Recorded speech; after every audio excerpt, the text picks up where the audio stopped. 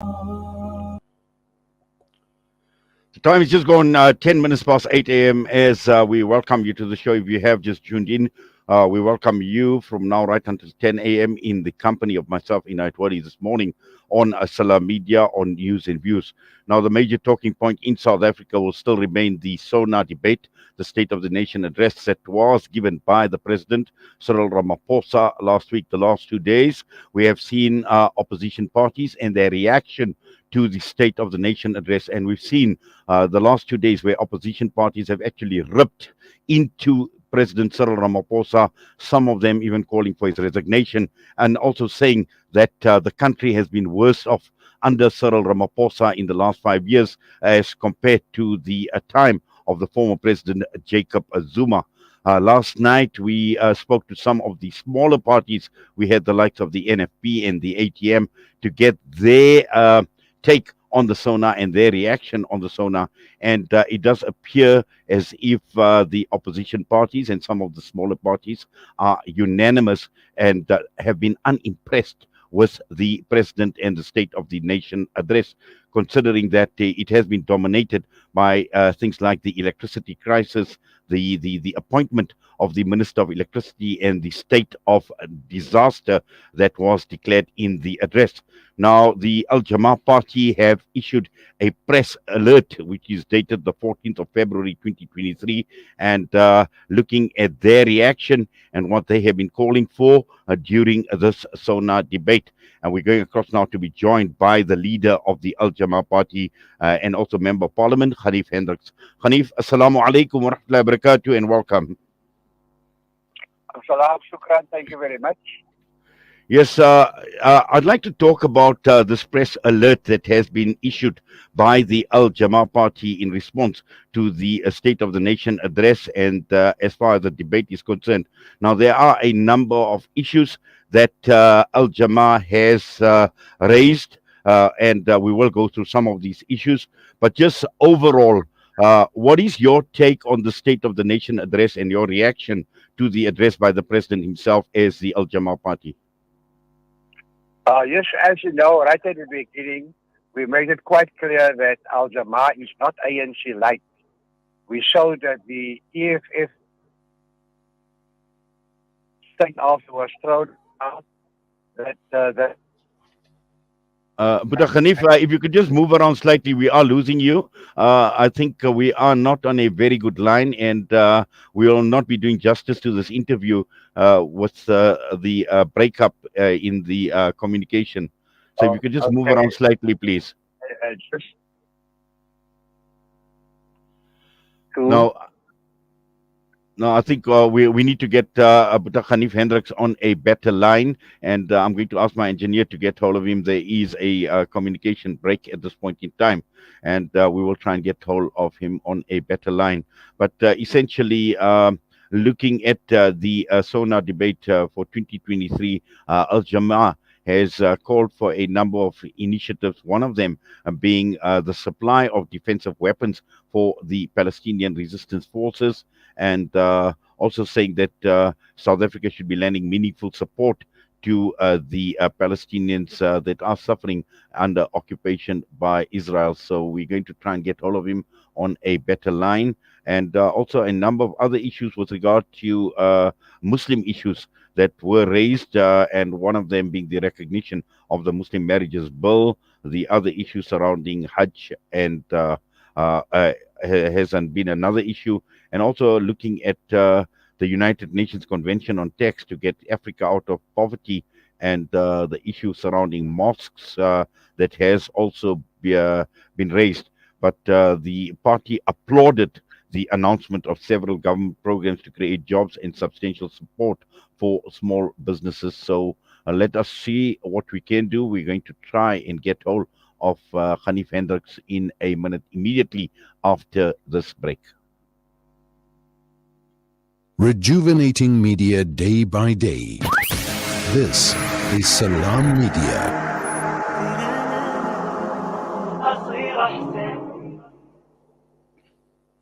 There's no smell that takes me back to the comfort of my childhood than the smell of black seed oil being applied by my nanny. Now I'm using tib black seed in my own home to soothe sniffles and coughs, to help with digestion and immunity, and of course, as part of my beauty routine. After all these years, I've come to appreciate the wisdom in finding comfort and shifa in trusted treatments like tib black seed. You can find tib black seed at all leading pharmacies or find out more at blackseed.co.za. Devastating floods in Pakistan have washed away villages, claimed the lives of more than 1,000 people, damaged nearly 1 million homes, and left over 33 million people in desperate need of help. As the catastrophe unfolds, Islamic Relief is on the ground, reaching people with life-saving aid. Our team are working tirelessly to deliver food and shelter. Your support is urgently needed now to help save more lives. Donate now to Islamic Relief. Listen to something fresh. Listen to Salam Media. Well, we continue with the broadcast this morning, and hopefully we have got the leader of the Jama-ah Party, Ganief Hendricks, on a better line. But Ganief, assalamu alaikum wa rahmatullahi wa barakatuh, and welcome once again. Yeah, you got me. Thank you very much.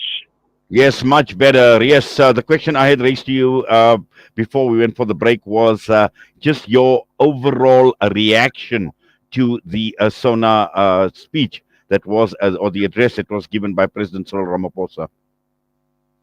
Look, there is politics involved. Opposition parties are all supposed to object to whatever the president has to say, and they did so. Jama-ah has a completely different approach.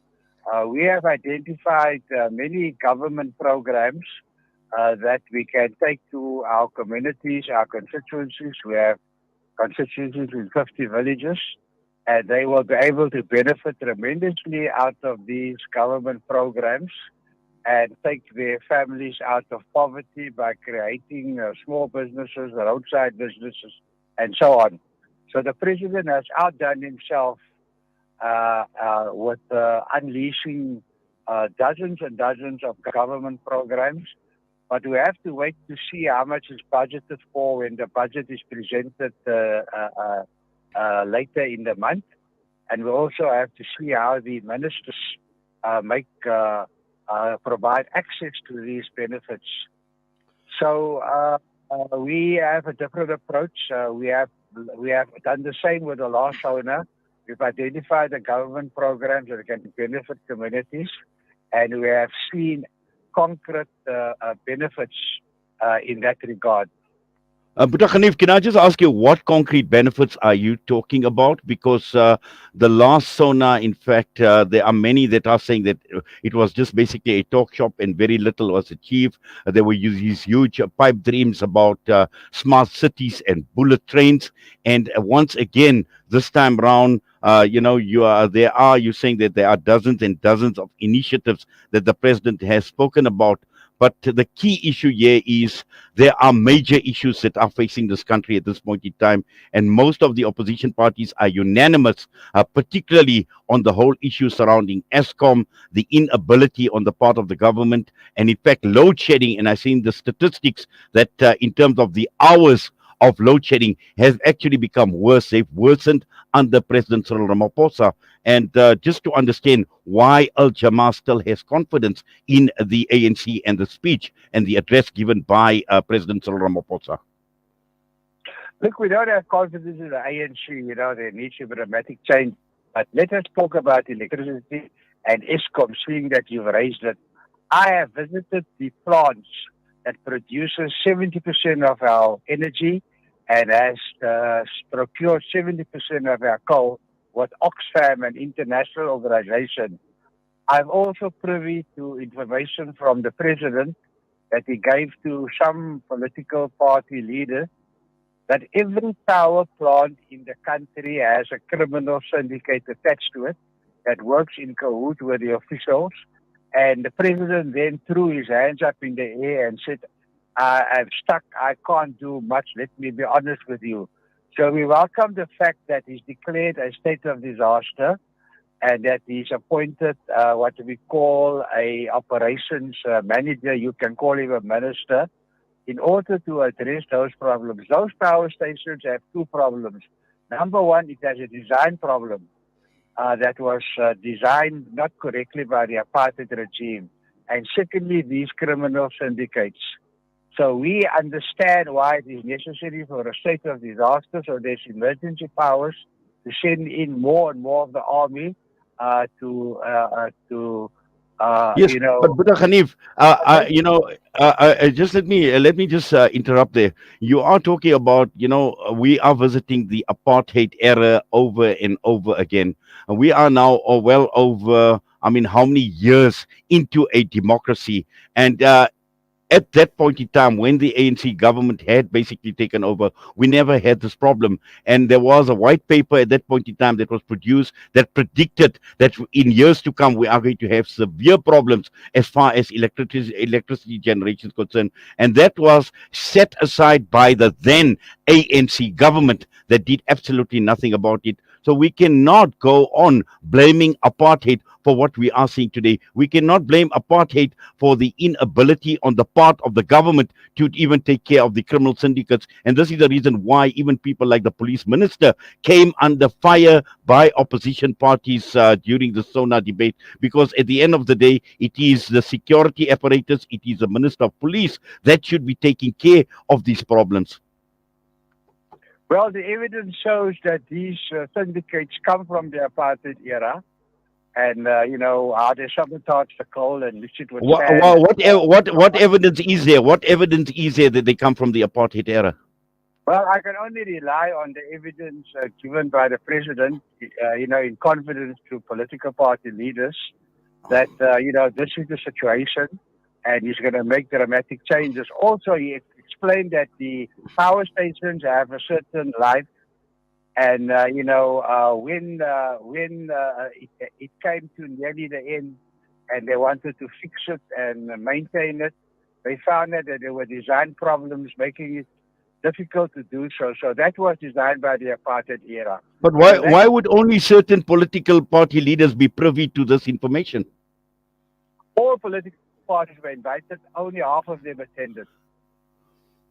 Well, but Ganief, obviously, this is something that you and I are not going to obviously agree on, because it still raises many other issues. But I just want to come back to your press alert that were issued. Now, you've raised a number of issues, one of them being defensive weapons to be provided to Palestinians. What do you mean by defensive weapons, and how could South Africa facilitate the providing support in terms of providing defensive weapons to the Palestinians?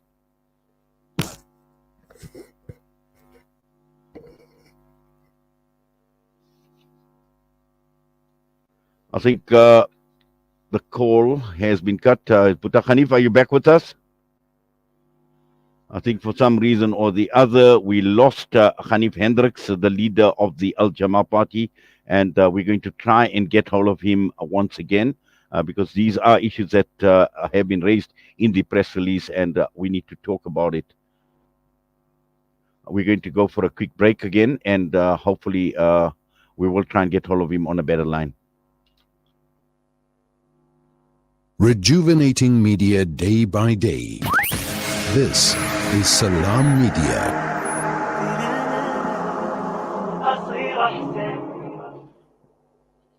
Ah, the kitchen, the heart of the home, where memories are made and celebrated. Our go-to place for those freshly stacked pancakes early in the morning, or for that late-night snack munchies. We are in there together, cooking, eating, and celebrating life together. Let's keep the kitchen a place that is shared by everyone, where we build stronger bonds and grow together. Sunfoil, Now We Cooking. Visit nowwecooking.co.za for recipes that everyone can help make. When the perfect blend of stylish decor, exquisite halal cuisine, and warm hospitality come together, it could only mean Al Bayt Lodge, your true home away from home. Al Bayt is the ideal heaven for families, business people, and tourists, with its 4-star family rooms and other luxurious facilities, conveniently situated close to Port Elizabeth Airport, the beach, and other amenities. Your stay will be truly unforgettable, as you'll be taking home lasting memories of the warm hospitality, the serenity and tranquility that Al Bayt has to offer. For reservations, call 041 583 6415 or visit www.albaytlodge.co.za. Rejuvenating media day by day.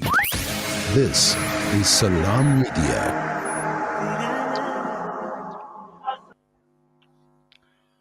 Well, we continue with the leader of the Jama-ah Party Member Parliament, Ganief Hendricks, regarding the press alert that was issued in response to the SONA debate 2023.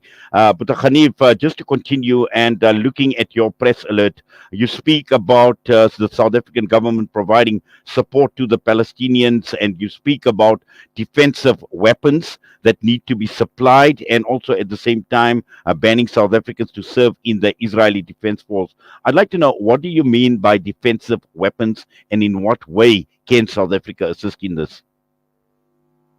Look, I saw the agreement signed by Oliver Tambo and other leaders of the ANC liberation movement that when they overthrow the present government, that they will reciprocate what Western Sahara did and the Palestinians did with the help of Libya.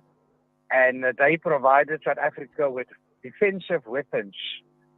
For example, when the MK cadres fled to the neighboring countries, 60 tanks were sent by Western Sahara so that they could defend against the attempts by South Africans to harm the infrastructure of those countries and get to these cadres. Similarly, in Palestine, I was in Libya in 1974 when the plan was hatched to send weapons from Libya to Angola and eventually landed up in Freiburg. And on the way, it was distributed to liberation movements.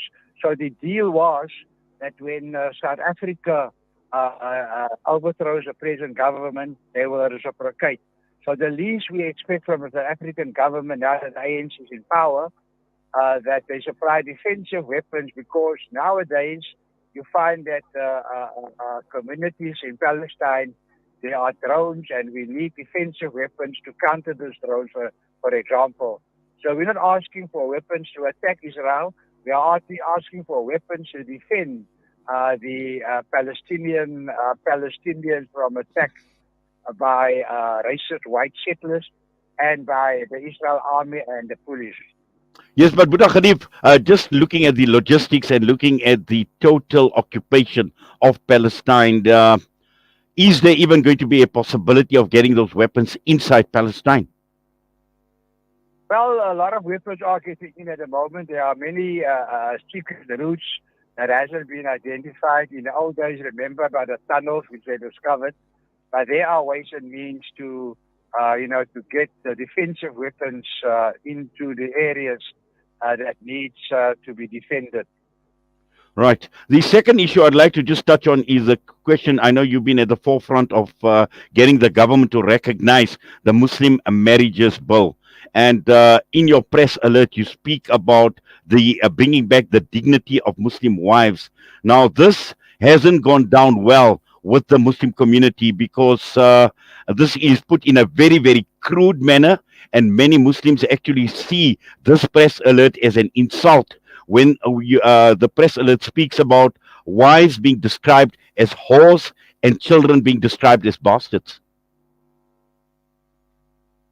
So, we had Professor Harun and other academics scanning the literature, and they're very upset that is how they refer to our Muslim wives. And we've got to... Who's they? Who is they? That, because the thing is, these are inverted commas. You say they're being described as, who are they that describe our wives and children in these derogatory manners?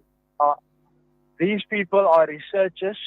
They are academics that write about these issues, and that's how they describe us. And there are Muslim professors like Professor Muhammad Harun and others who are very upset about these references. And they counter these professors with their theses, with their books, and so on. So that was one of the consequences of the fact that court cases have shown how Muslim wives are discriminated against just because they married in a mosque. I'd like to see evidence of, who are these academics that are writing about this, because at the end of the day, this hasn't gone down well, Buta Khanif, with the Muslim Ummah, because, this is saying that in an open forum like Parliament, on a press alert, using these type of derogatory terms actually has the potential of looking at Muslims in an extremely negative light, and can also fuel Islamophobia. Well, look, it also applies to Hindus and Jews whose marriages are not recognized. But I No, can't, no, no. But the press alert as speaks far as the specifically evidence of is Muslim concerned, marriages. as far as the evidence is concerned, we will send out the Salah media the evidence, and we'll send them the references, and you can read it up yourself.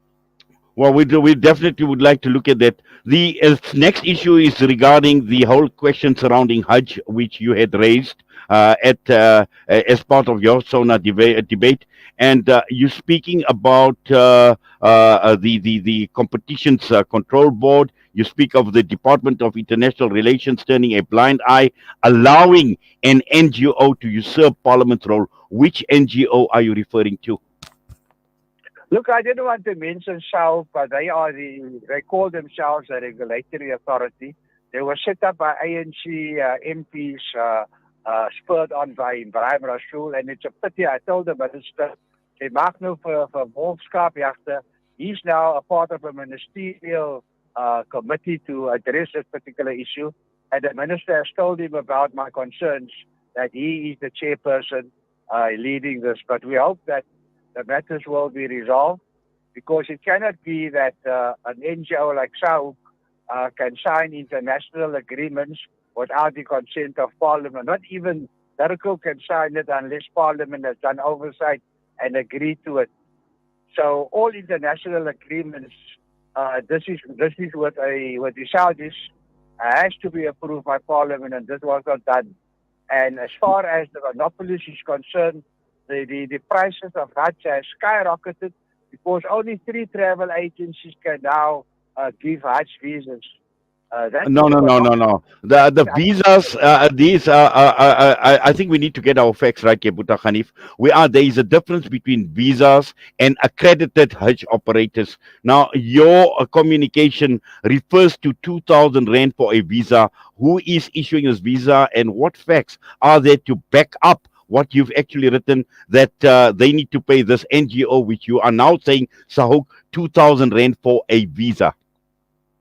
Look, I'm not sure whether it's 2,000 or 2,500, but what has happened is that Sahuk claims they got the visas, and those visas will be distributed. Yes, but Sahuk does not issue visas. It is the Saudi embassy that issues visas. So, I mean, are these facts correct that are written in this press alert, Buta Khanif? But Sahuk accredits, I mean, people have been told, to the deadline is in a few days' time, that Sahuk will then inform the Saudi embassy that these are the visas that must be allocated. These are the people that qualify, but it will be done through 3 travel agencies only. But you see, Buta Khanif, let me just read out. Let me read out verbatim. Let me read out verbatim from your press release, where you say South African pilgrims must pay an NGO just under 2,000 Rand for a visa, which is absurd, says Hendricks. I mean, that is verbatim. But the issue surrounding visas is Sahuk does not issue visas. And that's why I'm trying to say is, are your facts correct that Sahuk issues visas? I think Rami has got his facts right. At the end of the day, Sahuk decides, who's invited to perform Hajj, and they have prepare a list, and then they sanitize the list after some people can't afford it. And only if Sahuk gives the go-ahead can you actually go and get a visa to perform Hajj. Let me just remind you, what is Sahuk's role in this? Sahuk is there as a facilitator, as a regulator. They are not an embassy. They do not issue visas. the 2,000 rand for a visa is an incorrect. It is not a factual statement because Sahuk does not issue visas. The 2,000 rand is not for visas. What Sahuk charges is when people apply for Hajj, there is an application fee which is once off of around 275 rand, if my memory serves me right. And Sahuk then charges when people are accredited, they charge them 1,650 rand, and this is to pay for the services that Sahuk renders to the Hujjaj in the Holy Land, like medical services, and Sahuk has his entire team to oversee the well-being of the Hujjaj. So what I'm saying is this press alert is factually incorrect by saying that the NGO Sahuk is that the pilgrims are paying Sahuk 2,000 rand for a visa, Buta Ganief, and this needs to be corrected. As part of their charges. So it's not necessary to have another medical bill slapped on the Hujjaj, because the Saudi government is compulsory that you pay their medical insurance fee, and they provide all medical services that you need. Yes, and then losing the all- next 650 is for the. yes, but all I'm saying, Buta Ganief, is there are some inconsistencies as far as this press alert is concerned. And I think it's important for a party like Jama-ah Party, if that you are taking up issues on behalf of the Muslim community, these need to be factual, these needs to be these needs to be correct as well. And especially when one commits these things to paper, describing especially like women as whores, as children as bastards, and also this whole issue surrounding Hajj, I think it's extremely important that we get our facts right. But I think time is of the essence, Buta Ganief. Unfortunately, we can not continue for much longer. We've got a number of other interviews lined up. But for now, we thank you. Jazakallah for your time. Assalamu alaikum wa rahmatullahi wa barakatuh. I completely disagree with your take, but I respect your views. Well, Jazakallah for that as well. Assalamu alaikum wa rahmatullahi wa barakatuh.